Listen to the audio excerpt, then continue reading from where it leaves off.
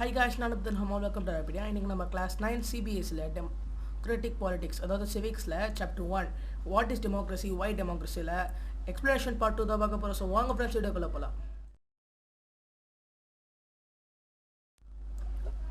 Features of democracy. So போன video வந்து பார்த்திங்கன்னா நம்ம சில டிஸ்கஷனை பற்றி பார்த்துருந்தோம். ஒரு டெமோக்ரஸியோட ஒரு கரெக்டான மீனிங், அப்புறம் வந்து பார்த்திங்கன்னா டெமோக்ரஸி வந்து எந்த நாடுகளோட எப்படி செப்பரேட்டாக இருக்குது. ஸோ இப்போ வந்து பார்த்திங்கன்னா டெமோக்ரஸியோட ஃபீச்சர்ஸ் பற்றி பார்க்க போகிறோம். We have started with a simple definition that democracy is a form of government in which the rulers are elected by the people. This raises many questions. Who are the rulers in this definition? Which official must be elected from any government to be called a democracy? Which decision may be taken by non-elected officials in a democracy? What kind of election constitutes a democratic election? What conditions must be fulfilled for an election to be considered democratic? Who are the people who can elect the rulers and get elected as rulers? Should this include every citizen on equal basis? Can a democracy deny some citizens this right? Finally, what kind of a form of government is democracy? So, இந்த இடத்துல first இந்த டெமோக்ரஸியில் வந்து பார்த்தீங்கன்னா டெஃபினேஷனில் democracy is form of government in which the rulers are elected by the people.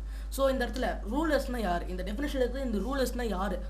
Which official must be elected for any government to be called democracy. So எந்த government டெமோக்ரஸின்னு கூப்பிடணும்னா so யார் வந்து பார்த்தீங்கன்னா அந்த இடத்த எலெக்ட் பண்ணணும், எந்த அஃபீஷியல் வந்து elect பண்ணணும். With decision may be taken by non elected officials in democracy. So elect பண்ணாமல் அஃபீஷியல்ஸ், அதாவது எலெக்ட் பண்ணாத அஃபீஷியல்ஸால் என்னென்ன டிசிஷன்லாம் எடுக்க முடியும். ஸோ அதெல்லாம் பார்த்தீங்கன்னா வந்து பார்த்தீங்கன்னா இப்போ நம்ம பார்க்கலாம். So what kind of election constitutes a democratic election. So எந்த டைப் ஆஃப் எலெக்ஷன், எப்படி வந்து ஒரு எலெக்ஷன் நடத்தினா அது வந்து டெமோக்ராட்டிக் எலெக்ஷன் நம்ம வரும். What condition must be fulfilled for an election to be considered democratic?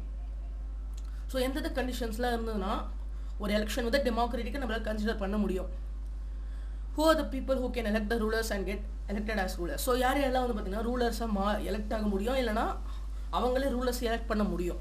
So this include every citizen on equal basis. So எல்லா சிட்டிசன்ஸும் ஈக்குவல் பேசிஸில் இருக்குமா, இல்லைனா டெமோக்ரஸி வந்து சில சிட்டிசன்ஸ்க்கு இந்த ரைட் கிடையாதுன்னு சொல்லுமா. Finally what kind of form of government is democracy. So கடைசியாக எந்த ஃபார்ம் ஆஃப் கவர்மெண்ட்னா டெமோக்ரஸி. ஸோ இதை பற்றிலாம் நம்ம பார்க்க போகிறோம்.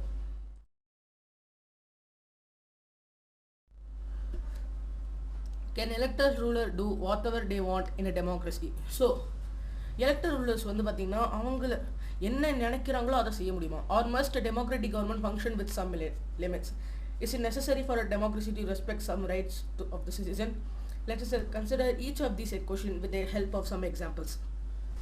ஸோ ஒரு டெமோக்ரஸியில் வந்து பார்த்தீங்கன்னா எலெக்டட் ரூலர்ஸ் வந்து என்ன வேணும் நான் சொல்கிறது நினைக்கலாம்னா, அதாவது இப்போ எக்ஸாம்பிளுக்கு பிஎம். அவர் பிஎம் வந்து பார்த்தீங்கன்னா இப்போ ஒரு சாதாரண ஒரு சிட்டிசன், அதாவது ஏதாவது ஒரு சிட்டிசன் மேலே வந்து பார்த்தீங்கன்னா ஏதாவது ஒரு காரணத்துக்காக அவரை வந்து கோபப்படுறாருன்னா அவர் வந்து டக்குன்னு எடுத்து அவர் ஜெயிலில் போட முடியாது. ஸோ அந்த இடத்துல வந்து பார்த்தீங்கன்னா அவர் வந்து லாக்கு முன்னாடி கட்டுப்படணும். ஸோ அந்த இடத்துல கட்டுப்பட்டு தான் வந்து பார்த்திங்கன்னா அவர் வந்து என்ன வேணால் பண்ண முடியும். ஸோ சாதாரணமாக வந்து பார்த்திங்கன்னா இவர் சொன்னதுக்கு மாற அவர் வந்து ஏதாவது செஞ்சார்னா அவர் வந்து செய்ய முடியாது. ஸோ அவர் must democratic government function with some limit. So ஏதாவது ஒரு லிமிட்ஸ் இருக்குது நம்ம கவர்மெண்ட். இப்போ வந்து பார்த்திங்கன்னா எல்லா அஃபீஷியல்ஸ்க்கும் ரைட்ஸ் வந்து லிமிட்டாக இல்லாமல் இருந்ததுன்னா எல்லாரும் வேறு விஷயங்கள் செய்வாங்க. ஸோ மட்டும் வந்து பார்த்திங்கன்னா நாடே கொலாப்ஸ் ஆகிடும். Let us consider each of these questions with the help of some examples. So சில எக்ஸாம்பிள் மூலமா இந்த ஈச் ஆஃப் த நம்ம இதுக்கு முன்னாடி பார்த்த எல்லா கொஸ்டினுக்கும் ஆன்சர் பார்க்கலாம். ஸோ கீழே வந்து பார்த்தீங்கன்னா ஒரு பிக்சர் இருக்குது. ஸோ இந்த பிக்சர் நல்லா நோட்டீஸ் பண்ணிங்கன்னா ஒரு ஜெயில் மாதிரி இருக்குது. அந்த ஜெயிலுக்குள்ளே வந்து பார்த்தீங்கன்னா ஒரு ஆள் வந்து சொல்கிறார், no entry before you fill that form and become a member in al Baath party. Is that clear? அதாவது வந்து பார்த்தீங்கன்னா இந்த இடத்துல வெளியில் யார் நிற்கிறாங்க? டெமோக்ரஸி. உள்ளே இருந்து ஒரு அஃபீஷியல் சொல்கிறாரு. அந்த இடத்துல அந்த ஜெயிலுக்கு மேலே என்ன போட்டிருக்கு? சிரியா. ஸோ சிரியாங்கிறது வந்து பார்த்திங்கன்னா ஒரு ஸ்மால் வெஸ்ட் ஏஷியன் கண்ட்ரி. இந்த இடத்துல வந்து பார்த்திங்கன்னா ஒரு அல்பாத் பார்ட்டிங்கிற ஒரு பார்ட்டி வந்து ரூல் பண்ணிக்கிட்டு இருக்கு. ஸோ அந்த பார்ட்டியும் அதோட சில அலைஸும்.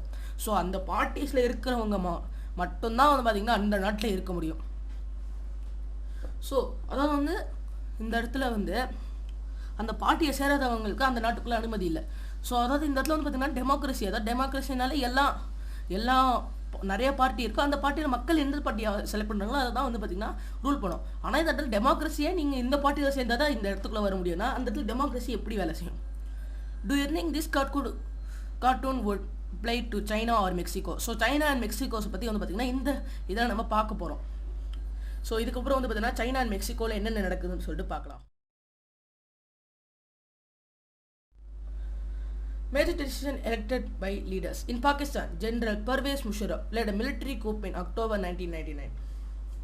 He overthrew a democratically elected government and declared himself the chief executive of the country. So இந்த இடத்துல வந்து பார்த்திங்கன்னா நமக்கு major decision by elected leaders. So major decision by elected லீடர்ஸ்னால் அதாவது இதில் வந்து பார்த்திங்கன்னா என்ன நடக்குதுன்னா பாகிஸ்தான். ஸோ பாகிஸ்தானில் வந்து பார்த்திங்கன்னா ஜென்ரல் பர்வேஸ் முஷரப். ஸோ இவரை பற்றி வந்து பார்த்தீங்கன்னா நீங்கள் நிறைய பார்த்துருப்பீங்க. ஸோ அவர் வந்து 1999 ஒரு மிலிட்ரி கூப் லெட் பண்ணுறாரு. அதாவது டக்குன்னு வந்து பார்த்திங்கன்னா அந்த கவர்மெண்ட்டை வந்து டோட்டலி அவர் வந்து அவரோட மிலிட்ரி மூலிமா வந்து டோட்டலி அப்படியே ஆக்குபை பண்ணுறாரு. He overthrew a democratically elected government. So அதாவது ஒரு டெமோக்ராட்டிக்கலி எலெக்டட் கவர்மெண்ட் தான் இருந்தது. ஆனால் அப்படியே அவர் overthrow பண்ணுறாரு. அப்புறம் அவரே வந்து பார்த்திங்கன்னா அவரை சீஃப் எக்ஸிக்யூட்டிவ் சொல்லிக்கிறாரு. ஸோ அதாவது அவர்கிட்ட மிலிட்ரி சப்போர்ட் இருந்ததுனால அதாவது அவர் தான் பார்த்தீங்கன்னா மிலிட்ரி ஹெட். ஸோ அது மூலயமா வந்து பார்த்திங்கன்னா அப்போ இருந்த ஒரு டெமோக்ராட்டிக் எலெக்டட் கவர்மெண்ட் வந்து டோட்டலாக overthrow பண்ணுறாரு. Later he changed his designation to president and in 2002 held a referendum in the country that granted him a 5 years extension. Pakistani media, human rights organization, democracy activities said that the referendum was based on malpractices and fraud. So அதாவது வந்து பார்த்திங்கன்னா இவர் வந்து chief எக்ஸிக்யூட்டிவ்னு சொன்னதானே சொல்லிக்கிறாரு. ஆனால் இவ்வளோ நாள் இந்த மாதிரி ஏமாற்ற முடியும், நிறைய ஹியூமன் ரைட்ஸ் கமிஷன்ஸ் அது இதெல்லாம் இருக்குது. ஸோ அதனால் வந்து பார்த்திங்கன்னா லேட்டராக கொஞ்சம் கொஞ்சமாக அவர் வந்து லீகலாக அவரே மாற்றிக்கிறாரு. அதாவது அவர் வந்து பிரசிடெண்ட்டாக மாறுறாரு. ஸோ 2002 வந்து பார்த்திங்கன்னா ரெஃபரண்டம். அதாவது ரெஃபரண்டம்னா வந்து எங்களுக்கு இந்த பிரசிடென்ட் வேணால் நாங்கள் ரீஎலெக்ஷன் கண்டக்ட் பண்ணுறோம், எங்களுக்கு வேற ஒரு பிரசிடென்ட் மாதிரி. ஸோ அவர் அந்த மாதிரி வந்து பார்த்திங்கன்னா ஒரு எக்ஸ்ட்ரா ஒரு எலெக்ஷன் நடந்ததுக்கப்புறமும் அவர் தான் மறுபடியும் பிரசிடெண்ட்டாக இருக்கார். ஸோ எப்படி வந்து பார்த்திங்கன்னா அது நடக்கும்னா அவர் வந்து எக்ஸ்ட்ரா ஒரு 5 years எக்ஸ்டென்ஷன் கிடச்சிருச்சு. இப்போ இந்த Pakistani media, human rights organisation எல்லாமே வந்து பார்த்திங்கன்னா என்ன சொல்கிறாங்கன்னா இந்த ரெஃபரண்டம் வந்து was based on malpractices and fraud. அதாவது மால் ப்ராக்டிசஸும் ஃப்ராட் டெக்னிக்ஸும் வந்து பார்த்தீங்கன்னா யூஸ் பண்ணி தான் இந்த ரெஃபரண்டம் வந்து அவர் வந்து வின் ஆயிருக்காரு.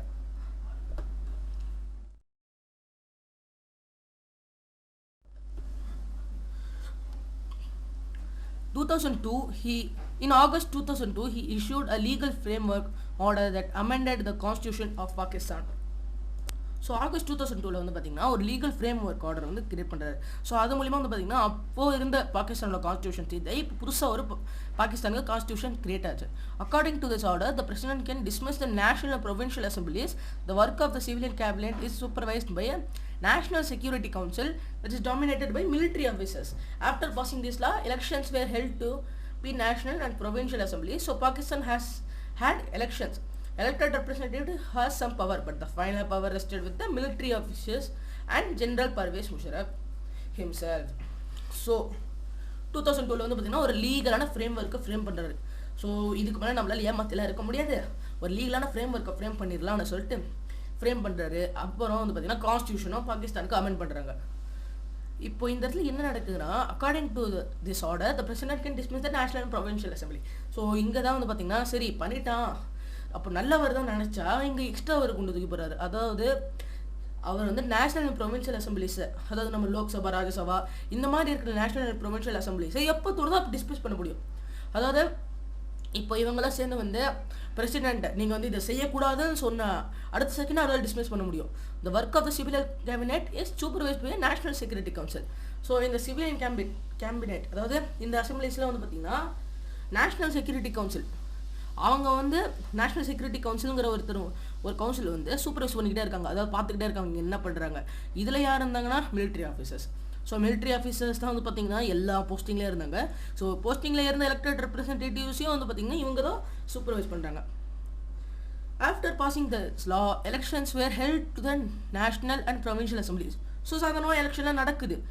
அதனால் ஸோ இது மூலமாக என்ன சொல்லலாம், பாகிஸ்தானில் எலெக்ஷன் நடந்திருக்கு. ஸோ இது ஒரு democratic கண்ட்ரியா.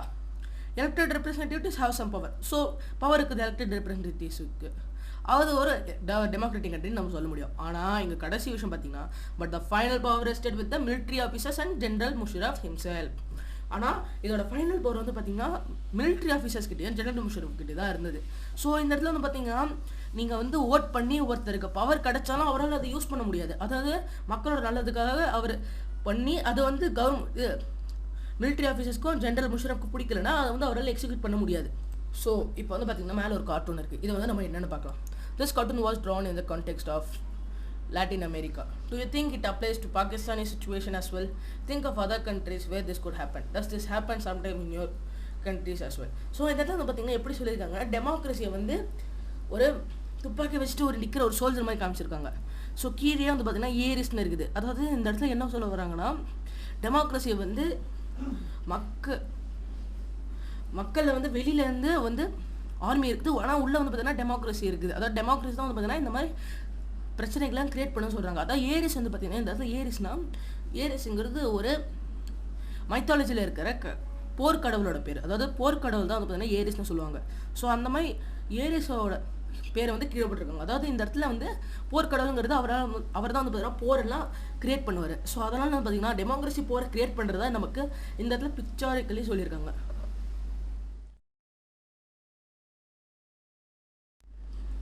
Clearly, there are many reasons why Pakistan under General Musharraf should not be called a democracy. But let us focus on one of this. Can we say that the rulers are elected by the people in Pakistan? Not quite. People may have elected their representatives to the National and Provincial Assembly, but those elected representatives were not really the rulers. So, இந்த இடத்துல நம்ம வந்து நிறைய reason இருக்குது. General முஷரஃப்க்கு கீழே இந்த பாகிஸ்தான் வந்து பார்த்திங்கன்னா நம்ம வந்து டெமோக்ரஸி இல்லைன்னு சொல்கிறதுக்கு நிறைய ரீசன் இருக்குது. ஆனால் சில விஷயத்தை வந்து ஃபோக்கஸ் பண்ணலாம். So can we say that the rulers are elected by the people in Pakistan? So இந்த இடத்துல வந்து பார்த்தீங்கன்னா ரூலர்ஸ் வந்து பாகிஸ்தானில் எப்படி பீப்புளை தானே எலெக்ட் பண்ணுறாங்க. ஸோ இது வந்து ஒரு டெமோக்ரஸி தான் சொல்ல முடியும். ஆனால் சொல்ல முடியாது. ஏன்னா people may have elected by the representatives to the national and provincial assemblies, but those elected representatives were not really rulers. So பீப்புளை வந்து பார்த்தீங்கன்னா ரெப்ரஸன்டேட்டிவ்ஸை எலெக்ட் பண்ணியிருக்கலாம், ஆனால் அவங்க வந்து பார்த்தீங்கன்னா உண்மையான ரெப்ரஸன்டேட்டிவ் ரூலர்ஸே இல்லை. ஏன்னா எல்லா ஃபைனல் பவரும் வந்து பார்த்தீங்கன்னா எங்கே போச்சு, மிலிட்ரி அஃபிஷியல்ஸ் கிட்டையும் ஜென்ரல் முஷரஃப் கிட்டேயும் போச்சு. ஸோ அப்போ அவங்க எலெக்ட் பண்ணி அவங்களோட ரெப்ரஸன்டேட்டிவ்ஸு மிலிட்ரி அஃபிஷியல்ஸ்க்கோ ஜென்ரல் முஷரஃப்க்கோ எதிராக போனால் கண்டிப்பாக டிஸ்மிஸ் தான்.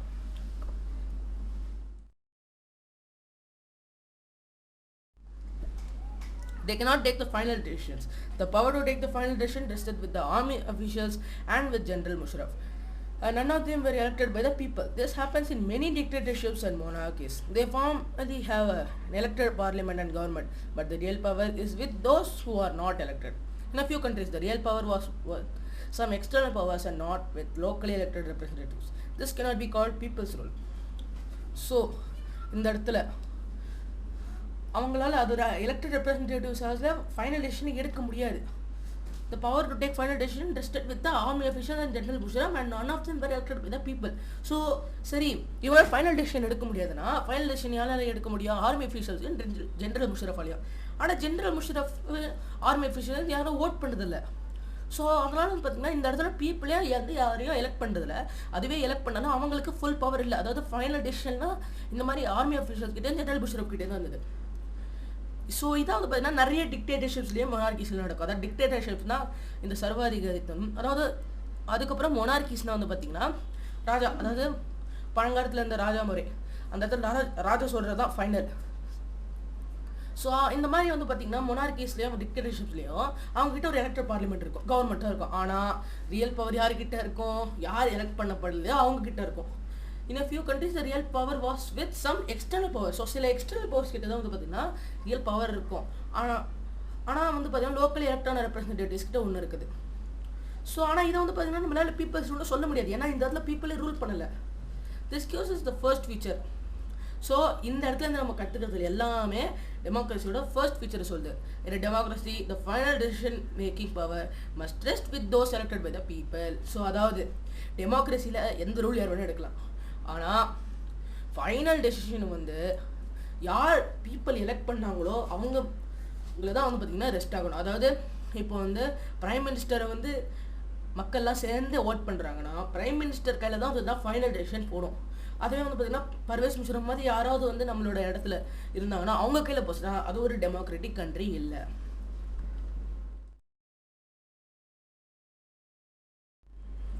Free and fair electoral competition. So இப்போ வந்து பார்த்திங்கன்னா நம்ம ஃபஸ்ட் ஃபீச்சரை பார்த்தோம். இப்போ free and fair electoral competition பற்றி பார்க்கலாம். ஸோ எலக்டோரல் காம்படிஷன்னா என்ன? ஸோ எலெக்ஷன்ஸ் நடக்குது. ஸோ எலெக்ஷன்ஸில் யார் ஜெயிக்கிறா? ஸோ அந்த மாதிரி நடக்கிற அந்த இடத்துல நடக்கிற காம்படிஷன் தான் electronic competition. In China, elections are regularly held after every 5 years for electing the country's parliament called Congo Renmin Diabao Dohe, அதாவது National People's Congress. National People Congress has the power to appoint the president of the country. It has nearly 3,000 members elected from all over China. Some members are elected by the army. Before contesting an election, a candidate need to be approved by a Chinese Communist Party. Only those who are the members of Chinese Communist Party or 8 smaller parties allied to it were allowed to contest elections held in 2002 to 2003. The government is always formed by the Communist Party. சரி பாகிஸ்தானில் தான் இந்த மாதிரி செஞ்சுருக்காங்களே, சைனாவுக்கு வரலன்னா எல்லா 5 இயர்ஸ்க்கு ஒரு தடவும் எலெக்ஷன் நடக்குது. சரி, இந்த இடத்துல இந்த பார்லிமெண்ட்டோட கண்ட்ரியோட பார்லிமெண்ட் பேர் காங்கோ ரென்மென் டயாபியாவ் தஹோய். அதாவது இந்த இடத்துல நமக்கு ப்ரொனன்சியேஷன் அவ்வளோ கரெக்டாக இருக்காது, அவங்க வந்து பார்த்தீங்கன்னா டிஃப்ரெண்ட்டாக ஸ்பெல் பண்ணுவாங்க. அதாவது நேஷ்னல் பீப்புள்ஸ் காங்கிரஸ். இந்த இடத்துல இந்த நேஷ்னல் பீப்புள்ஸ் காங்கிரஸ் வந்து பார்த்தீங்கன்னா இதுக்கு எவ்வளோ பவர் இருக்குன்னா இந்த வந்து பிரசிடெண்ட்டாக அப்பாயிண்ட் பண்ண முடியும். ஸோ கிட்டத்தட்ட 3,000 மெம்பர்ஸ் வந்து பார்த்தீங்கன்னா ஆல் ஓவர் சைனா, அதாவது சைனா எவ்வளோ பெருசு. ஸோ அந்த இடத்துல வந்து 3,000 மெம்பர்ஸ் வந்து பார்த்தீங்கன்னா எலெக்ட் பண்ணுறாங்க. ஸோ சில மெம்பர்ஸ் வந்து பார்த்தீங்கன்னா ஆர்மி எலெக்ட் பண்ணோம். ஆனால் சரி, இவரும் சொல்லியிருக்காங்களே நல்ல கண்ட்ரி தான் போல் நினச்சா கடைசியில் வந்து பார்த்தீங்கன்னா நமக்கு பெரிய கொண்டு தூக்கி போடுறாங்க. அதாவது கண்டெஸ்ட் பண்ணுறதுக்கு முன்னாடி ஒரு கேண்டிடேட் வந்து இந்த பார்ட்டியில் தான் இருக்கணும்னு சொல்கிறாங்க. அதாவது இந்த பார்ட்டியில் இருந்தால் மட்டும்தான் அவரால் வந்து எலெக்ஷன்லேயே கண்டக்ட் பண்ண முடியும். அதாவது சைனீஸ் கம்யூனிஸ்ட் பார்ட்டி, இந்த பார்ட்டியில் இருந்தால் மட்டும்தான் இவரால் எலெக்ஷனில் நிற்க முடியும். ஸோ இந்த இடத்துல வந்து பார்த்தீங்கன்னு வச்சுக்கோங்களேன், சைனீஸ் கம்யூனிஸ்ட் பார்ட்டியில் இருக்கணும், இல்லைன்னா 8 ஸ்மாலர் பார்ட்டிஸில் இருக்கணும். ஸோ அதோட ஸ்மாலர் பார்ட்டிஸ்லாம் அதோட சைனீஸ் கம்யூனிஸ்ட் பார்ட்டியோட அதாவது ஒன்றா சேர்ந்துருக்காங்க. ஸோ இப்படி பார்க்குறப்போ வந்து பார்த்தீங்கன்னா இவங்க எலக்டே ஆனாலும் இந்த சைனீஸ் கம்யூனிஸ்ட் பார்ட்டியில் தான் இருக்க முடியும். ஸோ எதுக்கு தான் இந்த இடத்துல எலெக்ஷன் வைக்கிறாங்களே புரியல. The government is always form by the communist party. So இருக்கிற ஒரே ஒரு பார்ட்டி அதான் பெருசு, அப்புறம் சின்ன 8 ஸ்மால் பார்ட்டிஸு. ஸோ கண்டிப்பாக எது வரும், திருப்பி அதே கம்யூனிஸ்ட் பார்ட்டி தான் வரும். Since its independence in 1930, Mexico holds election after every 6 years to elect its president. The country has never been under military or dictator's rule. சரி, சைனாலேயும் நம்ம பயங்கரமாக பண்ணியிருக்காங்க. சரி, மெக்சிகோ போனோன்னா 1930 இண்டிபெண்டன்ஸ் கிடைக்குது. மெக்சிகோ வந்து பார்த்திங்கன்னா எவ்ரி 6 இயர்ஸ் எலெக்ஷன் நடக்குது. ஸோ நம்ம 6 இயர்ஸாக இருக்கலாம், 5 இயர்ஸ் இருக்கலாம், சில இடத்துல 7 இயர்ஸ் 4 இயர்ஸ் இந்த மாதிரி மாறிக்கிட்டே இருக்கும். ஆனால் 6 இயர்ஸ் டைம் அண்ட் ரூல் பார்த்திங்கன்னா சேமாக இருக்கணும்.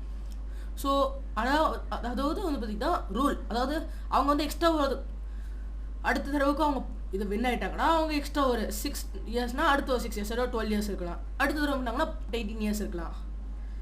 The country has never been under a military or dictator's rule. So dictator's rule கீழே இல்லை, military rule கீழே இல்லை.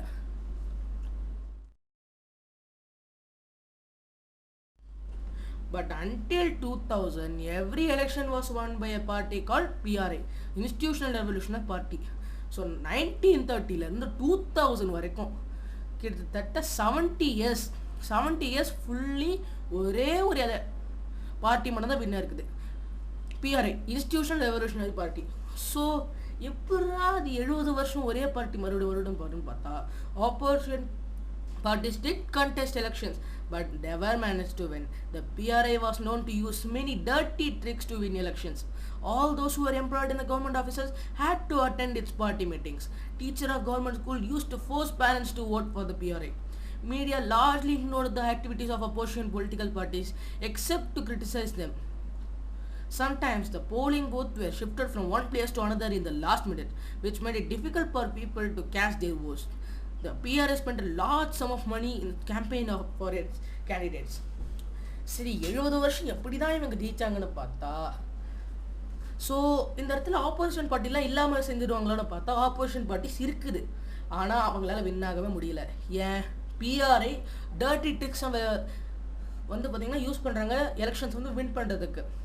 ஸோ என்னென்ன கவர்மெண்ட் ஆஃபீஸஸில் இருக்கிறவங்க எல்லாருமே வந்து பார்த்திங்கன்னா பார்ட்டி மீட்டிங்கு போகணும், அதாவது கட்சி மீட்டிங்னு சொல்லுவாங்க. ஸோ அந்த மாதிரி கட்சி மீட்டிங்கு போயிட்டு வர வேண்டியது கம்பல்சரியாக இருந்தது. ஸோ கவர்மெண்ட் ஸ்கூலில் டீச்சர் இருக்காங்க, அவங்க வந்து பார்த்திங்கன்னா பேரண்ட்ஸ் வந்து ஃபோர்ஸ் பண்ணாங்க, இந்த PRAக்கு தான் நீங்கள் வந்து ஓட் பண்ணணும் அப்படின்னு வந்து ஃபோர்ஸ் பண்ணுவாங்க. சரி, டீச்சர்ஸ் வந்து சொல்ல மாட்டாங்கன்னு இருந்தால் கண்டிப்பாக அவங்கள வேலை விட்டு தூக்கிடுவாங்க, ஏன்னா கவர்மெண்ட் அவங்க control. Media largely ignored the activities of opposition political parties except to criticize them. So இந்த இடத்துல வந்து பார்த்திங்கன்னா இப்போ அப்போசிஷன் பொலிட்டிக்கல் பார்ட்டிஸ் வந்து பார்த்திங்கன்னா இப்போ போராட்டம் பண்ணுறாங்கன்னா அதெல்லாம் மீடியா வந்து கண்டுக்காது.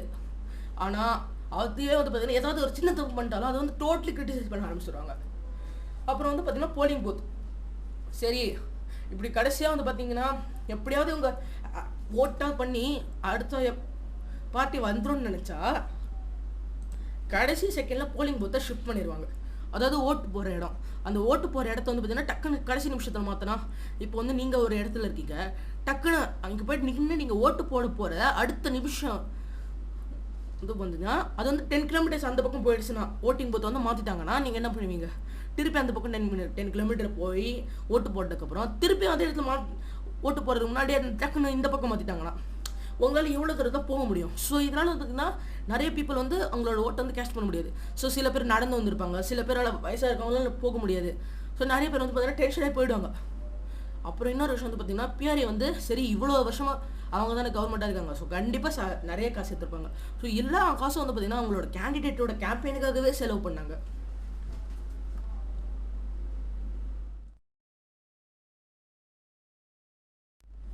Should we consider the election described above as example of people electing the rulers? Reading this example, we get a sense that we cannot. There are many problems here. In China, the election do not offer the people any serious choice. They have to choose the ruling party and the candidates approved by it. Can we call this a choice? In the Mexican example, people seem to be really have a choice, but in practice, they had no choice. There was no way the ruling party could be defeated. Even if people were against it, there are no fair elections. So, இந்த இடத்துல வந்து பார்த்தீங்கன்னா மேலே வந்து 2 example பார்த்தோம். So அந்த இடத்துல இதெல்லாம் நம்மளால் டெமோக்ரஸி சொல்ல முடியுமா? Should we consider the election described above as example of people electing the rulers? So மேலே கொடுத்துருக்கிற எலெக்ஷன்லாம் பீப்புள் வந்து அவங்களோட ரூலர்ஸ் வந்து எலெக்ட் பண்ணுறதுன்னு நம்மளால் சொல்ல முடியுமா? ஸோ இந்த எக்ஸாம்பிளை கிடைச்சக்கப்புறம் நம்மளால் என்ன சொல்ல முடியும்? we cannot. We can sense that reading this example we get a sense that we cannot. So இது வந்து சொல்ல முடியாது. அதாவது இது வந்து பார்த்தீங்கன்னா உண்மையான எலெக்ஷன்ஸே கிடையாது. இது வந்து ஒரு டெமோக்ராட்டிக் கண்ட்ரி கிடையாது. there are many problems here. So நிறைய ப்ராப்ளம்ஸ் இருக்குது. சைனாவில் வந்து பார்த்திங்கன்னா சைனா அதாவது ஒரு பீப்புளுக்கு வந்து ஒரு சீரியஸ் சாய்ஸே இல்லை. அவங்க வந்து ரூலிங் பார்ட்டி தான் செலக்ட் பண்ணி ஆகணும். ரூலிங் பார்ட்டியில் எந்த கேண்டிடேட்டை அவங்க அப்ரூவ் பண்ணுறாங்களோ அவங்கள தான் செலக்ட் பண்ணி ஆகணும். ஸோ இதை வந்து ஒரு சாய்ஸ்னு சொல்ல முடியுமா? அது மெக்சிகன் எக்ஸாம்பிளில். ஸோ பீப்புளுக்கு வந்து ஒரு சாய்ஸ் இருந்த மாதிரி தான் இருக்கும், ஆனால் என் ப்ராக்டிஸில் அதாவது ப்ராக்டிக்கலி அவங்களுக்கு எந்த சாய்ஸுமே இருக்காது. ஒரு வேளை ரூலிங் பார்ட்டி மேலே வந்து பார்த்திங்கன்னா there was no way the ruling party could be defeated. So அதாவது அந்த ரூலிங் பார்ட்டி வந்து பார்த்தீங்கன்னா என்ன தான் பண்ணாலும் டிஃபீட் பண்ண முடியாது. So even if the people were against it, so அந்த பீப்புளே வந்து பார்த்திங்கன்னா அந்த ரூலிங் பார்ட்டி மேலே அகேன்ஸ்டாக இருந்தாலும் அவங்கக்கிட்ட வந்து பார்த்திங்கன்னா ஃபேர் எலெக்ஷன் இல்லாதனால அவங்களால வந்து பார்த்திங்கன்னா அந்த ரூலிங் பார்ட்டி எதிர்த்து எதுவும் செய்ய முடியாது. We can thus add a second feature to our understanding of democracy. Holding elections of any kind is not sufficient. The election must offer a real choice between political alternatives, and it should be possible for people to use this choice to remove the existing rulers if they wish so. So a democracy must be based on a free and fair electoral where those currently in power have a fair chance of losing. அதாவது இந்த இடத்துல வந்து நம்ம second feature வந்து add பண்ண முடியும். அதாவது holding election of any kind is not sufficient. So election மட்டும் நடத்தினா பத்தாது, எந்த கைண்டாக இருந்தாலும் நமக்கு தேவையில்லைன்னு இல்லை. அதாவது எலெக்ஷனில் வந்து பார்த்திங்கன்னா ஒரு ரியல் சாய்ஸ் இருக்கணும். அதாவது பொலிட்டிக்கல் ஆல்டர்னேட்டிவ்ஸ்க்கு நடுவில் ஒரு ரியல் சாய்ஸ் இருக்கணும். ஸோ எல்லாம் and it should be possible for people to use this choice to remove the existing rulers. So அந்த இடத்துல இருக்கிற ரூலர்ஸ் வந்து பார்த்திங்கன்னா அவங்களால வெளியே எடுக்க முடியணும், அதாவது ரிமூவ் பண்ண முடியணும். அப்போ தான் வந்து பார்த்திங்கன்னா அது வந்து ஒரு கரெக்டான ஒரு election. If they wish so. So, a democracy must be based on a free and fair election where those currently in power have a fair chance of losing. So ஒரு டெமோக்ரஸியில் அது வந்து ஒரு ஃப்ரீ அண்ட் ஃபேர் எலெக்ஷனில் தான் இருக்கணும். அதில் அங்கே வந்து பார்த்தீங்கன்னா யார் வந்து பவரில் இருக்காங்களோ அவங்கக்கிட்ட வந்து பார்த்தீங்கன்னா ஒரு ஃபேர் சான்ஸ் ஆஃப் லூசிங். அதாவது அவங்கள வந்து பார்த்தீங்கன்னா ஓட் பண்ணனா அவங்க கண்டிப்பாக லூஸ் ஆகி தான் ஆகணும். We shall find out more about democratic election in chapter 3. So இப்போ வந்து பார்த்தீங்கன்னா டெமோக்ராட்டிக் எலெக்ஷனை பற்றி சாப்டர் 3ல படிக்கலாம்னு சொல்லியிருக்காங்க. ஸோ அதாவது நம்ம சாப்டர் 3 போடுற போது பார்த்தீங்கன்னா இது வந்து நமக்கு ஞாபகம் வரும். So thank you friends. இதோட கண்டினியூஷனை நம்ம அடுத்தடுத்த வீடியோவில் பார்க்கலாம். இந்த வீடியோ உங்களுக்கு பிடிச்சிங்கன்னா லைக் ஷேர் கமெண்ட் பண்ணுங்க, மறக்காமல் நம்ம சேனலுக்கு சப்ஸ்கிரைப் பண்ணுங்க. ஸோ தேங்க்யூ ஃப்ரெண்ட்ஸ், பாய்.